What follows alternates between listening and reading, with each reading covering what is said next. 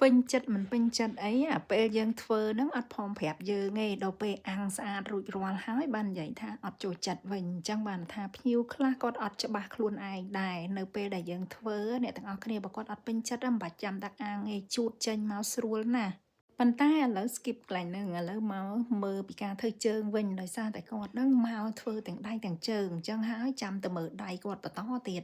និយាយទៅគឺថាធ្វើជើងគាត់ថ្ងៃហ្នឹងអ្នកទាំងអស់គ្នាហើយបើកទឹកáម្ដងគាត់ថាត្រជាក់ម្ដងគាត់ថាក្តៅដល់ពេលដាក់ទឹកយូរទៅគាត់ថាអូក្តៅអញ្ចឹងទៅត្រូវដួសទឹកចេញហើយមកប្ដូរដាក់ទឹកថ្មីចានិយាយទៅគឺថាភ្ញៀវភាគច្រើនបងប្អូនដែរជួបអញ្ចឹងអត់ដោយសារតែគាត់ហ្នឹងគឺជាភ្ញៀវទី1របស់ខ្ញុំហើយក៏ជាភ្ញៀវដែលមានណាត់ដំបងផងដែរគាត់មកតាមរយៈពួកម៉ាក់អញ្ចឹងណាអញ្ចឹងទៅខ្ញុំត្រូវការ take time ជាមួយគាត់ហើយត្រូវការធ្វើអ្វីក៏ដោយដើម្បីឲ្យគាត់មករកយើងវិញហើយកំពុងតែធ្វើជើងគាត់ហ្នឹងក៏គាត់សួរនាំខ្ញុំថាខ្ញុំហ្នឹង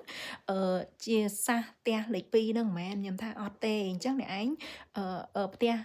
ខាងកើតយើងហ្នឹងមិនមែនខ្ញុំថាអត់ទេអញ្ចឹងអ្នកឯងសាសអីគេខ្ញុំថាខ្ញុំកម្ពុជាអញ្ចឹងណាយើងថាយើងជាខ្មែរហើយក៏គាត់សួរយើងបន្តទៀតថាឥឡូវហ្នឹងខ្មែរហើយនឹងផ្ទះលេខ2ហ្នឹងឈប់វាយគ្នានៅព្រោះអីគាត់ស្គាល់ផ្ទះលេខ2ហ្នឹងច្បាស់ព្រោះអីគាត់ធ្លាប់ទៅបើកcompany គេហៅថាក្រុមហ៊ុននៅផ្ទះលេខ2ហ្នឹងកាលពី15ឆ្នាំមុនគាត់ឲ្យប្តីគាត់ជាពិសេសជាងគេគឺប្តីគាត់នឹងតែម្ដងគឺថាទៅនៅនឹងឡើងជាង10ឆ្នាំហើយបើនិយាយពីគាត់វិញគឺគាត់ចេញចូលណាហើយគាត់ថាគាត់ចូលចិត្តម្ហូបឬក៏ប្រជាជនផ្ទះលេខ2ហ្នឹងដោយសារអីគេថាផ្ទះលេខ2ហ្នឹងល្អអីអញ្ចឹងណាដល់ពេលកូនប្រុសគាត់នេះទៅយកប្រពន្ធផ្ទះលេខ2ហ្នឹងទៀតអាយកប្រពន្ធមកជុំណាងុំវានិយាយរឿងយើងហ្នឹងប្រាប់ប្តីថាអឺអឺពួកយើងហ្នឹងចេះអីអញ្ចឹងទៅអញ្ចឹងបានថាហើយគេអត់ស្គាល់យើងជាអ្នកណាទេសូម្បីតែគាត់ហ្នឹងក៏អត់ដែលឮដែរព្រោះអីគេមិនដែលឮហើយគាត់មានកូនប្រសាខាងហ្នឹងទៀតរឿងអីដែលគេនិយាយពីយើងហ៎បើគេនិយាយក៏គេមិនទៅនិយាយល្អដែរអញ្ចឹងបានថាអូយខ្មែរយើងគឺប្រជាជនតិចហើយការនិយាយហ្នឹងក៏មិនសូវមានសម្លេងខ្លាំងទៀតអញ្ចឹងបានថាពេលខ្ញុំធ្វើភ្ញៀវនៅពេលដែលខ្ញុំឮអញ្ចឹងគឺខ្ញុំអត់មានអារម្មណ៍ថាសប្បាយចិត្តទេប៉ុន្តែខ្ញុំនៅតែធ្វើគាត់ឲ្យល្អបំផុតបងប្អូនដោយសារអីព្រោះគាត់ជាភ្ញៀវហើយម្យ៉ាងទៀតណាខ្ញុំបញ្យល់គាត់ឲ្យអស់អាចអស់នោមចឹងតែម្ដងថាខ្មែរយើងវាមិនអីមិនចឹងទៅកុំឲ្យគាត់ស្ដាប់តាមអាចារ្យហៀងហើយគាត់ក៏ជាមនុស្សម្នាក់ដែលចេញចូលនៅផ្ទះលេខផ្ទះលេខ2ហ្នឹងអញ្ចឹងទៅគឺគាត់នឹងយល់ពីផ្ទះលេខ2ច្រើនជាងយើងព្រោះគាត់អត់ដែលទៅដល់យើងទេដោយសារអីដោយសារតែគេប្រាប់ថានៅប្រទេសយើងហ្នឹងណាគឺសម្បូរពួកចោរលួចចោរប្លន់ឬក៏គេហៅថាប៉ូលីសដែលចូលចិត្តចាំក្រេបបញ្ជក់ដូចថាជនបរទេសណាដែលគាត់ទៅស្រុកខ្មែរគាត់ទៅលេងទៅអីអញ្ចឹងទៅជិះម៉ូតូជិះឡានអីអញ្ចឹងទៅច្រើនតែចាប់យកលុយចម្រិតយកលុយអញ្ចេះអញ្ចោះខ្ញុំក៏ធ្លាប់ឃើញដែររឿងហ្នឹងគឺខ្ញុំទៅលេងខាងប្តីខ្ញុំនៅខាងបាត់ដំបងអីអញ្ចឹងឃើញប៉ូលីសចាប់សះគេអញ្ចឹងណាអញ្ចឹងទៅបានថាអ៊ំប៉ូលីសឬក៏បងប្អូនដែលធ្វើប៉ូលីសទាំងអស់មេត្តាបើសិនជាចាប់សះគេគូតែមេត្តាអឺកុំផាកពិន័យគេលើសលុកពេកកុំចង់បានលុយព្រោះអីសម័យឥឡូវគឺសម័យបណ្ដាញសង្គមអញ្ចឹងហើយវាធ្វើឲ្យអាប់អោនគេឈ្មោះប្រទេសយើងហើយខ្ញុំនិយាយមែនដល់ពេលខ្ញុំឮគាត់និយាយអញ្ចឹងខ្ញុំខំបញ្យល់គាត់ខ្ញុំខំនិយាយជាមួយគាត់ខ្ញុំប្រាប់គាត់ថាឲ្យគាត់ហ្នឹងទៅលេងប្រទេសយើងម្ដងទៅព្រោះប្រជាជនយើងល្អអីអញ្ចឹងណាហើយមិនមែនប្រជាជនយើងជាមនុស្សអាក្រក់ទាំងអស់ដូចដែលគាត់ធ្លាប់ឃើញធ្លាប់ឮនឹងទេជួនកាលគេឲ្យមើលវីដេអូវាអត់ដូចក្នុងរូបភាពដែលគាត់ទៅឃើញផ្ទាល់ទេខ្ញុំប្រាប់អញ្ចឹងណាដល់ពេលអញ្ចឹងទៅគាត់ថាអូខេហើយដល់ពេលគាត់បានយល់ពីខ្ញុំបញ្យល់គាត់និយាយជាមួយគាត់អីអញ្ចឹងណាគាត់ថាអូខ្ញុំនឹងល្អអីអញ្ចឹងចុះអញ្ចឹងណាហើយគាត់ថាគាត់ភាគច្រើនគឺគាត់អត់ដែលឮឈ្មោះខ្មែរយើងទេសូម្បីតែគាត់ទៅធ្វើកញ្ចក់កន្លែងណាក៏ដោយភាគច្រើនគឺផ្ទះលេខ2អាអ្នកខាងកើតយើងហើយនិងខាងលិចយើងអញ្ចឹងបានថាគាត់កម្រជួបយើងណាអញ្ចឹងមកខ្ញុំធ្វើការមួយអាគាំងឥឡូវហ្នឹងគឺខ្ញុំឲ្យតែគេសួរអីខ្ញុំថាខ្ញុំនៅខ្មែរខ្ញុំទៅខ្មែរហើយខ្ញុំនិយាយខ្មែរខ្ញុំនិយាយ Cambodia ហើយខ្ញុំបញ្យល់គាត់ហើយគាត់សួរថា Cambodia ហ្នឹងមានអីជាតំណាងខ្ញុំឲ្យគាត់មើលរូប ប្រាសាទព្រះវិហារប្រាសាទអង្គរវត្តហើយមានស្អីៗច្រើនដែលយើងអាចទៅបានអញ្ចឹងណាឥឡូវខ្ញុំឈប់និយាយកន្លែងហ្នឹងខ្ញុំមកនិយាយពីរឿងកញ្ចក់ដៃគាត់វិញដោយសារតែនេះគាត់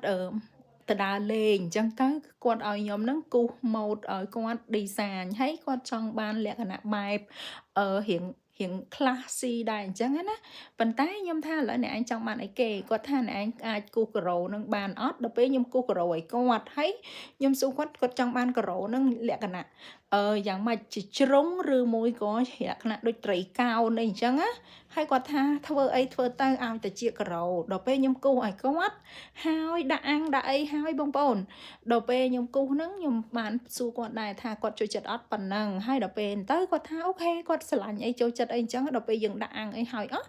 គាត់បែរជាដូរចិត្តថាគាត់អត់ចូលចិត្តខ្ញុំមិនដឹងថាមកពីគាត់មកលើកទី1ជាមួយខ្ញុំ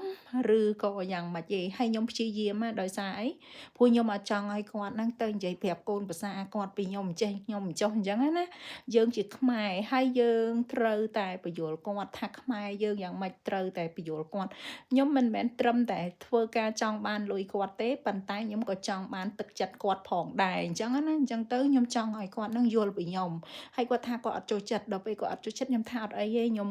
តរៀលដោះចេញឲ្យអ្នកឯងអីអញ្ចឹងណាហើយលាបពណ៌ពីលើទៅ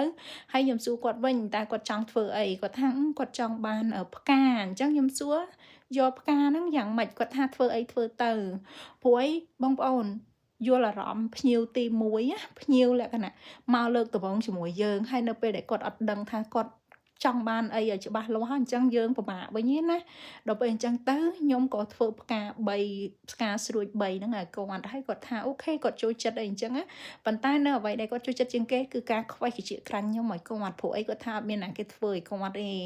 ហើយខ្ញុំធ្វើផ្កាស្រួចហ្នឹងហើយនឹងធ្វើរាង shape ឲ្យគាត់ហ្នឹងគឺគាត់ចូលចិត្តហើយអញ្ចឹងគាត់ថាគាត់នឹងប្រាប់កូនប្រសាគាត់ឲ្យ100ខ្ញុំដែរប៉ុន្តែកូនប្រសាគាត់ហ្នឹងគឺផ្ទះលេខ2នឹងឯងអញ្ចឹងទៅខ្ញុំមិនគិតថាគេនឹង100ខ្ញុំទេប៉ុន្តែបើគេអត់ចិត្តចង្អៀតគេបើកចិត្តឲ្យតលាយអីណាខ្ញុំគិតថាគាត់នឹងមកប៉ុន្តែបើសិនជាម្នាក់នឹងចិត្តចង្អៀតហើយខ្ញុំសង្ឃឹមថាជាប៉ែកហ្នឹងនឹងទៅវិញនឹងប្រាប់កូនប្រសាគាត់ពីយើងនិយាយពីខ្ញុំអីនិយាយប្រាប់គាត់អីអញ្ចឹងណាខ្ញុំមិនដឹងថាយ៉ាងម៉េចយ៉ាងម៉ាប៉ុន្តែខ្ញុំនឹងបញ្យល់គាត់នឹងនិយាយប្រាប់គាត់ថាមនុស្សយើងវាខុសគ្នាអីអញ្ចឹងណាខ្ញុំព្យាយាមមែនតើដើម្បីអីគឺខ្ញុំចង់ឲ្យគាត់យល់ពីខ្មែរយើងផងដែរកុំឲ្យគាត់យល់តែពីមកជាហៀងណាហើយខ្ញុំថាធម្មតាទេ